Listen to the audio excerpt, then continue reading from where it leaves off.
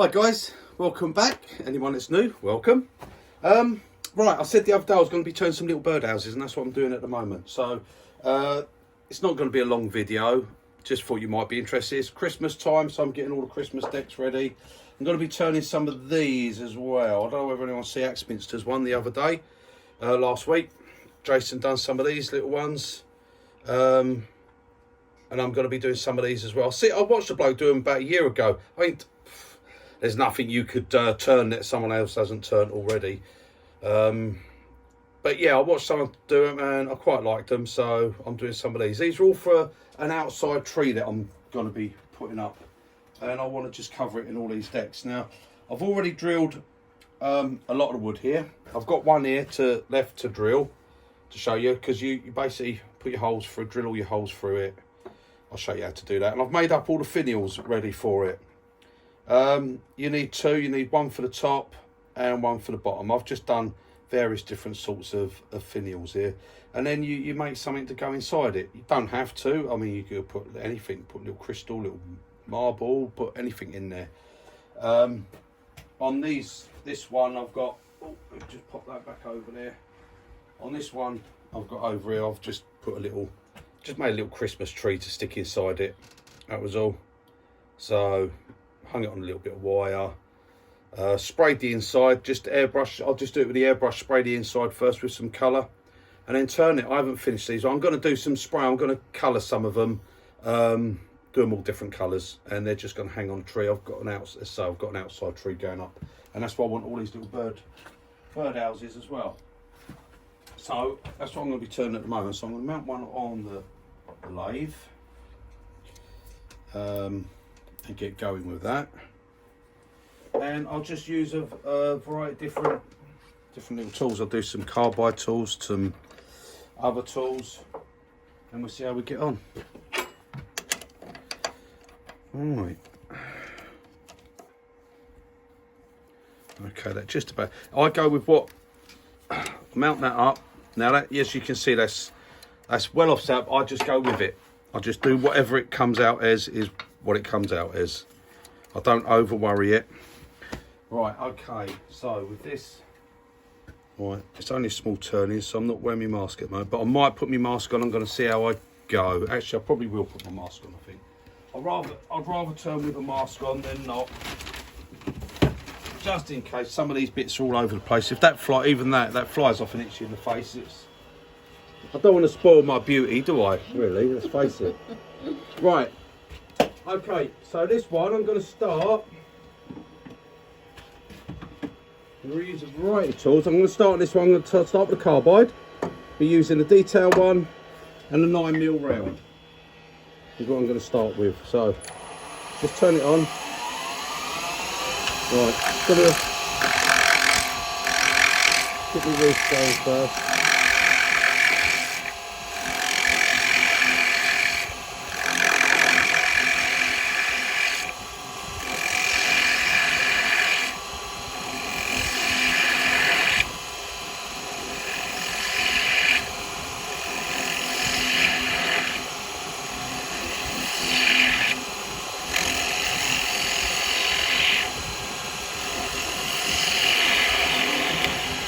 Right, now before I get any further on that point, what I'm going to do is put a little divot on the end,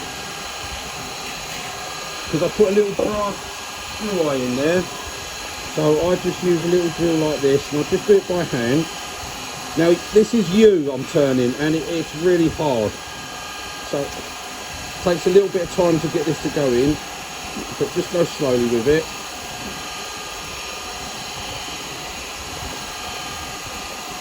That's it, it's just for a small screw eye to go in there.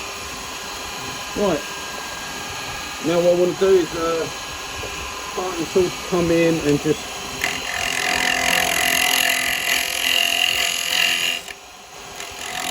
these are only little ones, they're only about that size.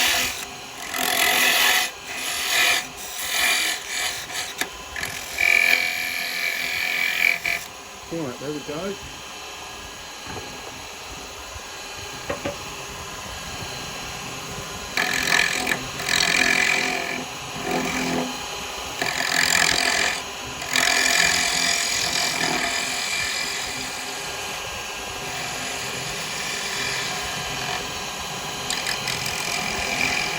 Right, now try and get round to go under that with that one, so come in with the detail chisel.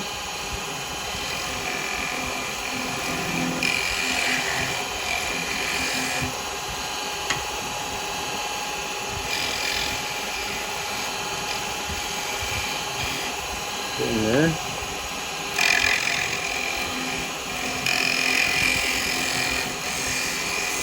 A little bit of a overhang on the roof. Right, I've got to stop there because I've got to drill the hole for it. See what we've got at the moment. Yeah, I want to come in a little bit more. I've got a bit too much of a gap at that top bit. So, right, let's see. I'm going to put the hole just there.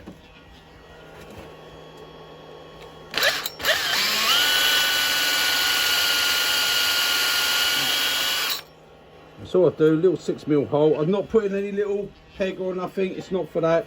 They're just to hang and blow around on the tree. That's all they're for.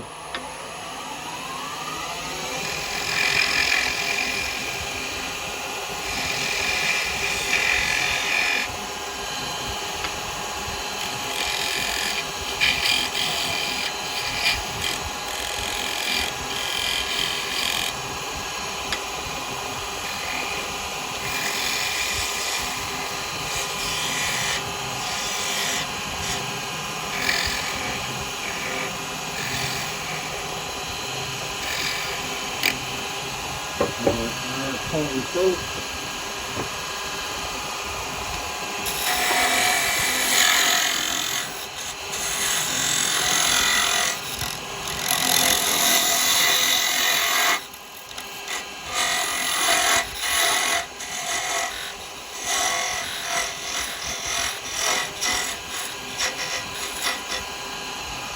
There's no sanding being done here.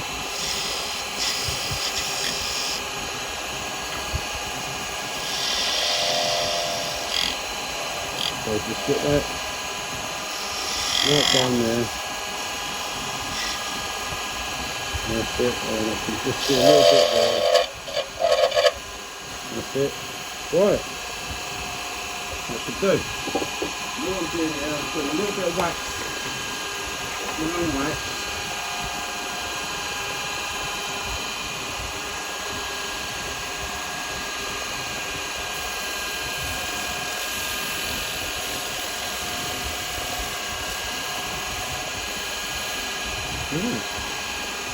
There we go. Stop that. Little hand saw.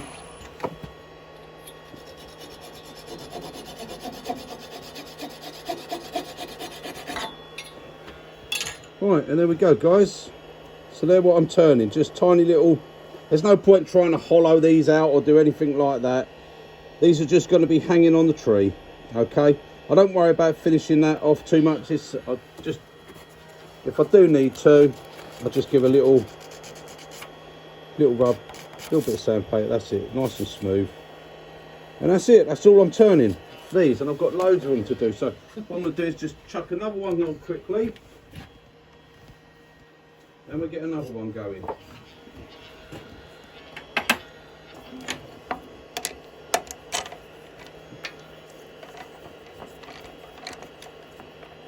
There we go. Let's see. Yep, that one should be alright. Now this one we do.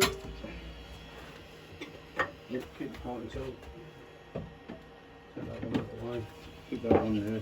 Right, this one I think I'll do with a spindle gouge.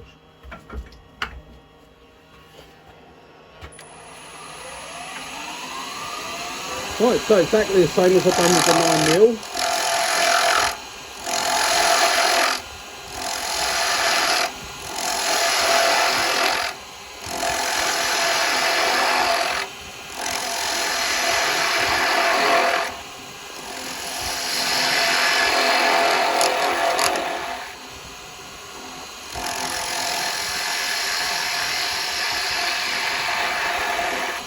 Right, got just one more hole. And I'll do a bit. Before I go too far. Yep, same centre there straight away. There we go, let's do this side.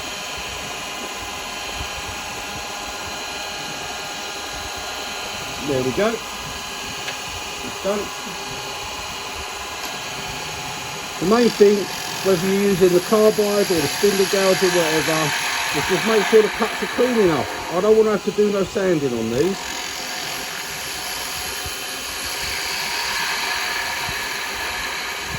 But as you can see, it's exactly the same action. I'm not doing anything any different. Right, let's get a couple of...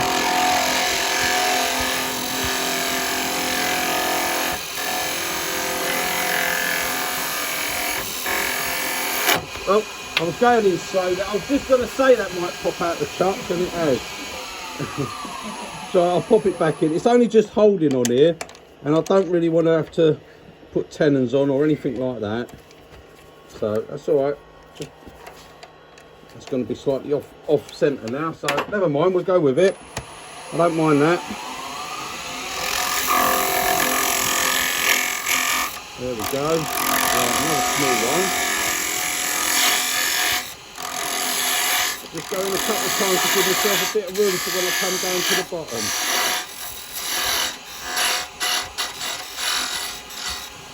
It's only small pieces, so if it comes off, there's no drama to it. Right, now.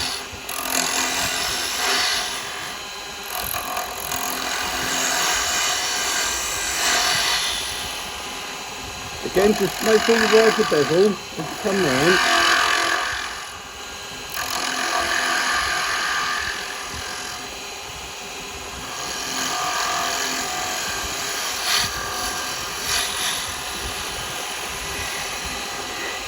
We want it nice and smooth. We don't want to do no sanding. Right, I'm going to have to come in here with the detail because I can't get right under there with that spindle gouge. And I don't want to have to go down to a smaller gouge.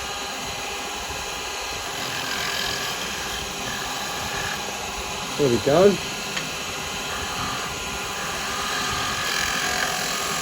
And like I said, you can combine the two. I'm not presenting the tool any differently whether I'm using a spindle gouge or the carbide.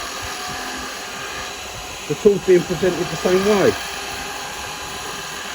So I'm going to stop there for a second, so I've got to put the hole in. Right, now where are we going to go? I think I'll have that as the front there because it's a bore inside.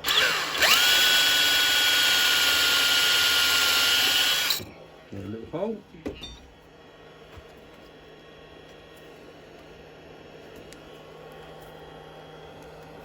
Right, that'll clean off when I just give it another little pass.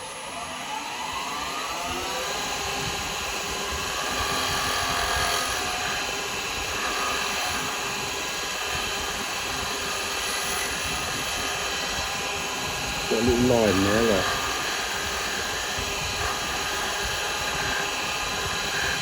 Let me come round with this hand. I'm not getting the handle to look right. There we go. There we go, that's got that. Now I've just got to do one on the other side. There we are. Got no lines. Right, now come in with the parting tool.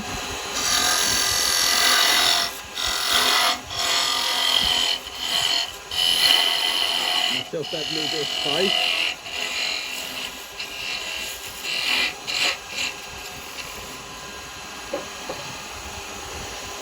Come in with the detail chisel. No, couldn't be a bit tight there. Come in with the spindle gouge. Just slightly rolled over. More of a little scrape there on the bottom, just to get that. There we go. Alright, again a little bit of wax.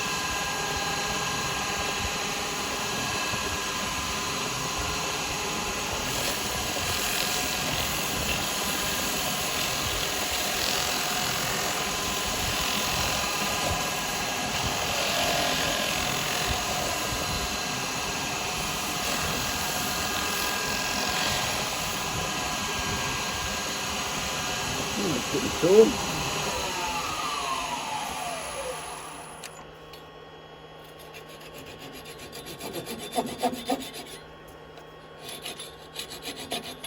Oh, caught the edge there.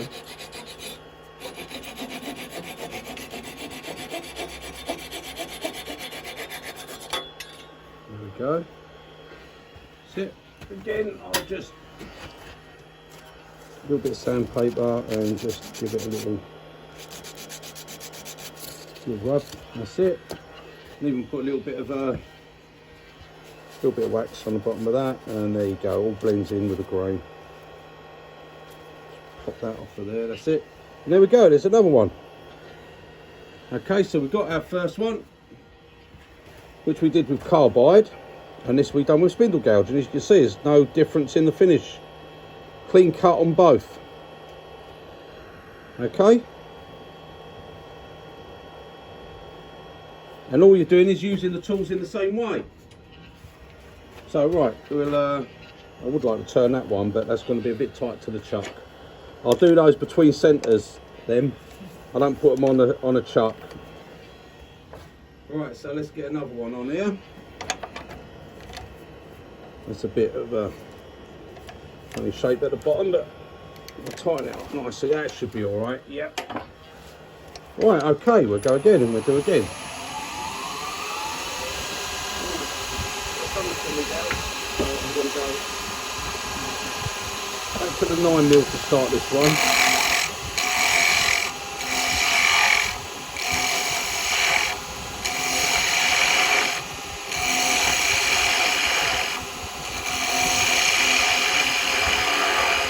As you can see, I'm doing exactly the same thing.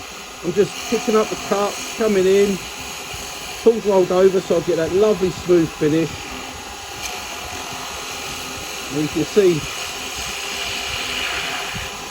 what I've got coming off, look. Right, so now what I've got to do is give it a little hole. Yep, there it is. Right, come up here. That must be the tip there because it's not straight in. Right, okay, let's do a little bit more.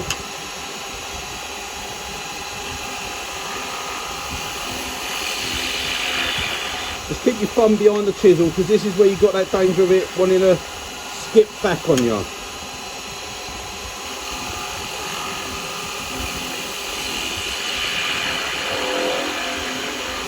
And as you move down, you've got to raise, because you're coming down, you've got to raise the handle as you go down. There you go, so that's a nice little there. Right, now, actually, I'm going to use a skew for this one, so I'm going to come in here.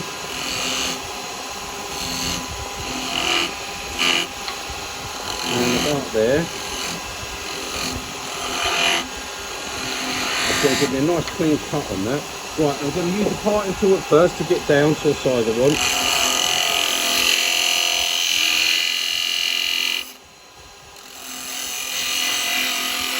Just a bit of room.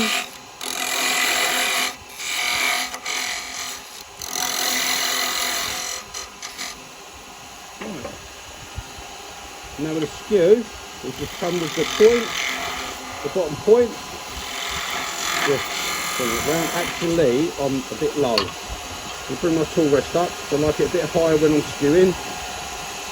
Okay, that's probably a bit better.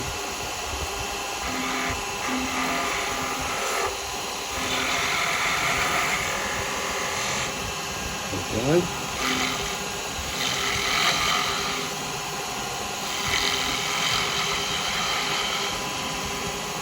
Using the bottom point there.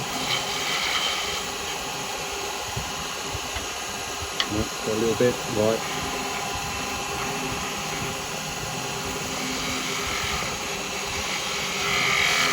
Look it right in there and then come in with a long point and take that off. Right, now. What I want to do it nice and tight, nice and tight.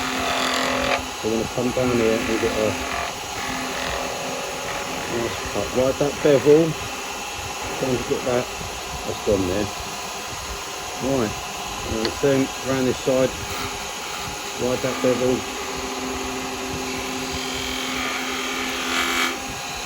There we go, clean that up. Right, I'm going to stop here and put my hole in there. Right, you see we've got a nice finish on that. Right, where to put the hole? It's got nice patterns everywhere. Right, we go here.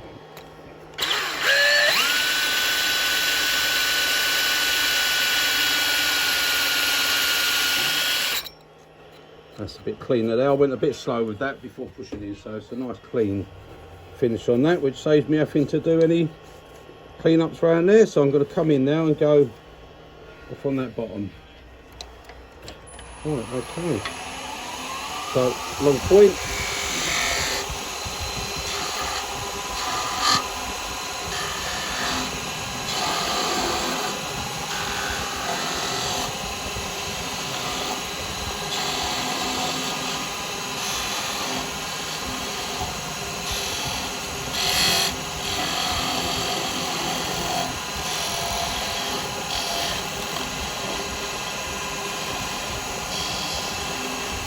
There we go, that's it. Stop that, see what that was for a little bottom bit. Sorry? Oh, wax. Oh yeah, actually I should. Yes, I will put a little bit of wax, so good thinking, Batwoman. Yeah.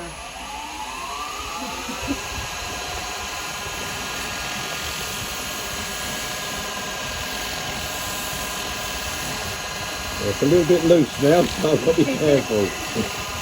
Yeah, I forgot about the waxing bit. Right, there we go. Right, let's get this off.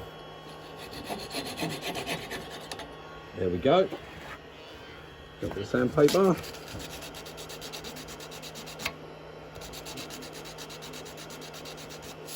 That's it. There's another one. So, and as you can see, there's no difference between, oh, sorry, the finishes. There's the three of them. There's nothing you'd say there, well, that's a carbide one or anything. They're all spindle gouge, skew chisel, carbide. Get the same finish, and you use all the tools the same. You can just use all the tools the same way.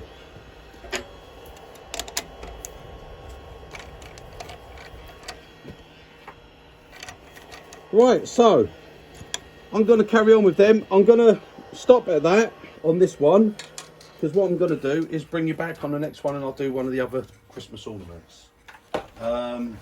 Yeah, so that's that. Quick update on this pillar drill. Well, still not happy about that thing. I had to change the part in the end because that re-broke. I'll give me 2 seconds and I'll be back with you. Let me grab this part so show you exactly what I was talking about. Right, this is actually the part on the drill, guys. That sits on and your table goes in there, and that's what had broken there. The cast was just bad on it.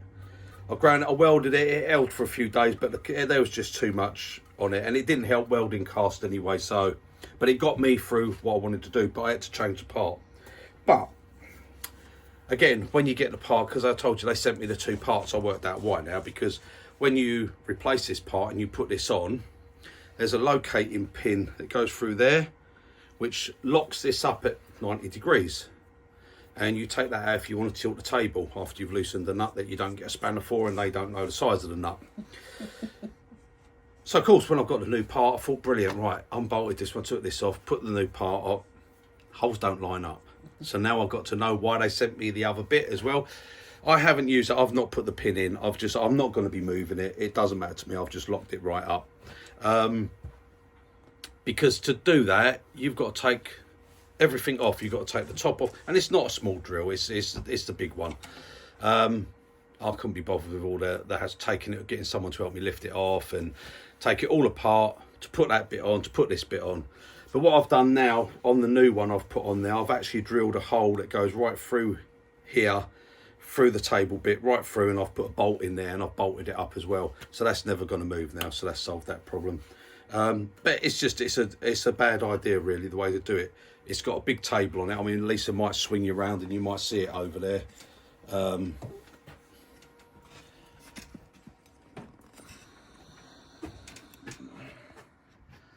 That's my drill there. It's the big one. And the table, to me, the table is way too big for this system of holding it.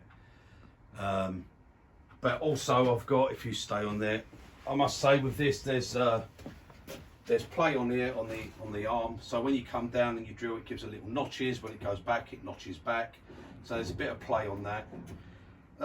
Yeah, other than that, I mean, the drill it works brilliant. It's nice, it's powerful, it does everything I want it to do. Now But if I paid 500 or 600 quid, I might be happy with it. But when you pay 1,200 quid and it's like that, it's a cheap drill with a professional sticker put on it. That is not going to stand up to any professional use, I'm afraid. So that's a bit of a disappointment, that drill, for that sort of price. I would personally, for me, I'd go to elsewhere. I've bought it, so I've got it now, and that's it.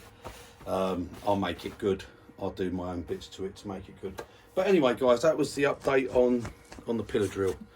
So, but it's working and it's fine. It's doing what I want to do with it. So there you go. Right, what else have I got? Right, I'm going to be doing some ornaments after, and I'm going to be doing some other hollowing. Yeah, another new chisel coming up. I've got this is in my handle. It's going to be the number 2 box hollower. You know, I do the box hollower, which is, oh, here we go. This one here. We're now going to have this one here as well, which is a bigger one. There, you're going to have that much. So you go from that bar. If you're doing the little boxes and stuff, that one. If you're doing the bigger stuff, bigger bowls, then you go for this one. And then from that one, we've got the deep hollower, which you know about, which is, oh, if I can grab one. And then you've got the deep hollower. The beast. Okay. So we've got 1, 2, and for this, we'll come with a long handle.